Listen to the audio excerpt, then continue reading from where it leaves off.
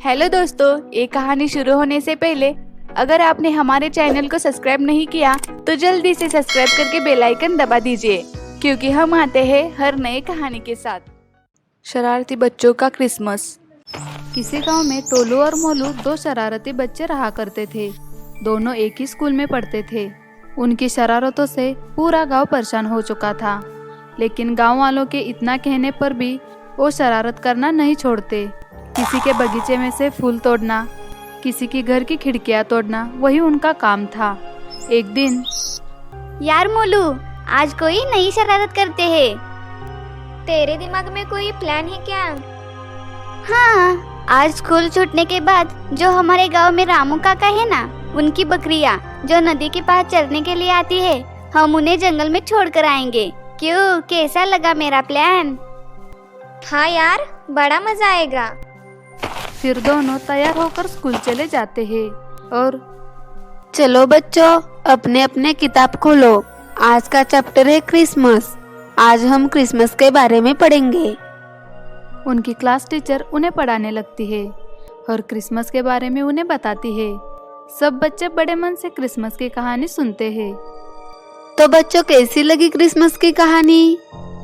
बहुत अच्छी थी टीचर। टीचर, क्या आपने जो भी कहा वो सब सच है? क्या रोहन, बताओ तो जरा। कि यही क्रिसमस की रात सेंटा क्लॉज बच्चों को तोहफे देते हैं, जो भी मांगो वो। मगर सिर्फ अच्छे बच्चों को, जो मन लगाकर पढ़ते हैं और किसी को परेशान नहीं करते और किसी का दिल नहीं दुखाते। हम भी मन लगाकर पढ़ेंगे और किसी को परेशान भी नहीं करेंगे। मुझे तो नहीं लगता मैम कि सेंटा क्लॉज भी होते हैं। ये सिर्फ बस कहानियाँ है। सच्चे मन से विश्वास करो और कोई गलत काम मत करो तो सेंटा जरूर आएंगे। तो चलो बच्चों, आज की क्लास यही खत्म होती है। कल सब इस चैप्टर को अच्छे से पढ़कर आना। स्कूल छूटने के बाद दोनों घर आ जाते हैं और तैयार होकर मिलते हैं। चलो जल्दी से रामू काका की बकरियां जल्दी से जंगल में छोड़ कर आते हैं। नहीं टोलू, अब ऐसा करने का मेरा बिल्कुल भी मन नहीं है। आज से मैं किसी को परेशान करके उसका दिल नहीं दुखाऊंगा। अब तुझे क्या हो गया? सुना नहीं, टीचर ने क्या कहा था? जो अच्छे बच्चे होते हैं सेंटा उनको ही तोहफे देते हैं। क्या यार, तू भी इन बातों को मानने लगा? अब चल जल्दी कर, नहीं तो रामू काका आ जाएंगे। नहीं यार, तुझे जाना है तो जा, लेकिन मैं आज के बाद ऐसा काम नहीं करूँगा जो दूसरों को तकलीफ दे। मोलू आने से मना कर देता है तो टोलू भी नहीं जाता। उस दिन से दोनों के बीच में थोड़ी दूरी आ जाती है। टोलू जो भी शरारत करने को कहता, मोलू उसे मना कर देता। मोलू ने अब अच्छा बनने की ठान ली थी और सारी शरारतें छोड़कर मन लगाकर पढ़ाई करता था। एक दिन, चल यार, आज बाजार चलते हैं। अरे भूल गया, इतने दिन से हम लोग जो वीडियो गेम के लिए पैसा जमा कर रहे हैं, मम्मी पापा तो देने वाले नहीं। मेरे पास तो पूरे पैसे जमा हो गए हैं। तेरे पास कितने हुए हैं? यार, मुझे तो याद ही नहीं है, लेकिन पैसे तो मेरे पास भी पूरे हो गए होंगे। तो फिर चल यार, बाजार चलते हैं। फिर दोनों जमा किए हुए पैसे लेते हैं और बाजार चले जाते हैं।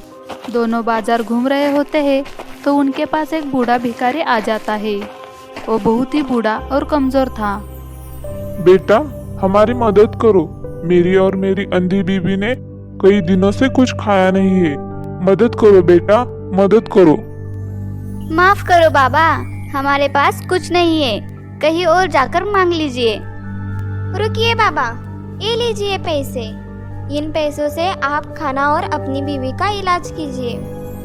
तो अपने आप को बड़ा रईस समझता है क्या? सारे पैसे उसे दे दिए।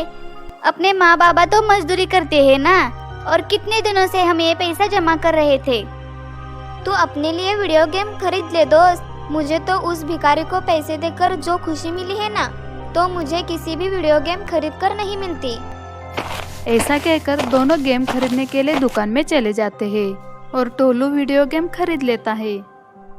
अगर तुमने उस भिखारी को पैसे दिए नहीं होते तो तुम वीडियो गेम खरीद लेते। मोलू कुछ नहीं बोलता और दोनों घर वापस आ जाते हैं। ऐसे ही कुछ दिन बीत जाते हैं। सेंटा से मिलने के चाह में मोलू अच्छे बच्चों की तरह पढ़ाई करने लगता है। जब स्कूल में एग्जाम होते हैं तो उसमें मोलू स्कूल में फर्स्ट आता है। क्रिसमस की रात मोलू सारी बातें छोड़कर सांता का इंतजार कर रहा था। रात के 10 बज गए थे। उसने अभी तक खाना भी नहीं खाया था, तो उसकी माँ उसे खाना खाने बुलाने आती है। मोलू बेटा, कितनी देर हो गई है, चलो खाना खाने चलो। जिद मत करो बेटा, सेंटा को आ जाना होता तो वो आ गए होते। मुझे विश्वास है माँ, वो जरूर आएंगे। मैंने किसी को परेशान नहीं किया और अपनी क्लास में फर्स्ट भी आया हूँ। सेंटा जरूर आएंगे माँ। ठीक है, तू करता रहे इंतजार। तेरे लिए खाना निकाल कर रख दिया है। जब भूख लगे तब खा लेना। मैं सोने जा रही हूँ। मोलू इंतजार करता रहता है। आधी रात होने को आ जाती है। मोलू थक चुका था, उसे भी नींद आ रही थी। लगता है टोलू ठीक कह रहा था, सेंटा बस कहानियों में होते हैं। मोलू ये सोच ही रहा था कि तभी उसे कुछ घंटियों की आवाज सुनाई देती है। मोलू जल्दी से जाकर खिड़की खोल देता है और आसमान में देखता है। चारों तरफ सितारे चमक रहे थे। उसी सितारों की रोशनी में सेंटा क्लॉज अपनी बग्गी से आते हुए उसे दिखाई देते हैं।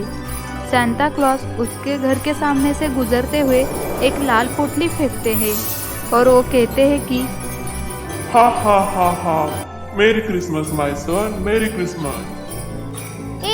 मेरा विश्वास जीत गया। मुझे सेंटा ने तोहफा दिया है। सेंटा वहां से चले जाते हैं और मोलू भी आकर सो जाता है। अगले दिन सुबह जब वो उठता है, क्या सेंटा सच में आए थे? क्या ये मेरा सपना था? नहीं, ऐसा नहीं है। मैंने महसूस किया था सब चीजों को। ऐसा कहकर मोलू बेड से नीचे उतरता है तो उसके पैर को कोई चीज लगती है। जब वो उसे देखता है तो उसे वही लाल रंग की पोटली दिखाई देती है जो सेंटा ने उसे दी थी। उसने वो पोटली खोलकर देखी तो उसमें वीडियो गेम था जो उसे चाहिए था। वो ये तोहफा पाकर बहुत खुश हो जाता है और वो खुश होकर टोलू के पास चला जाता है और उसे सारी हकीकत बता देता है। ये सुनकर टोलू बहुत हैरान हो जाता है। उसे अब बहुत अफसोस हो रहा था कि क्यों नहीं उसने मोलू की बात मानकर शरारत करना छोड़ा। उस दिन के बाद टोलू ने भी शरारत न करने की ठान ली और दोनों दोस्त अच्छे से पढ़ाई करने लगे। अगर ये कहानी आपको अच्छी लगी तो जल्दी से हमारे चैनल को सब्सक्राइब करके बेल आइकन दबा दीजिए और इस चैनल को लाइक, शेयर, कमेंट करना ना भूलें। जल्दी मिलेंगे ऐसी ही नई कहानी के साथ।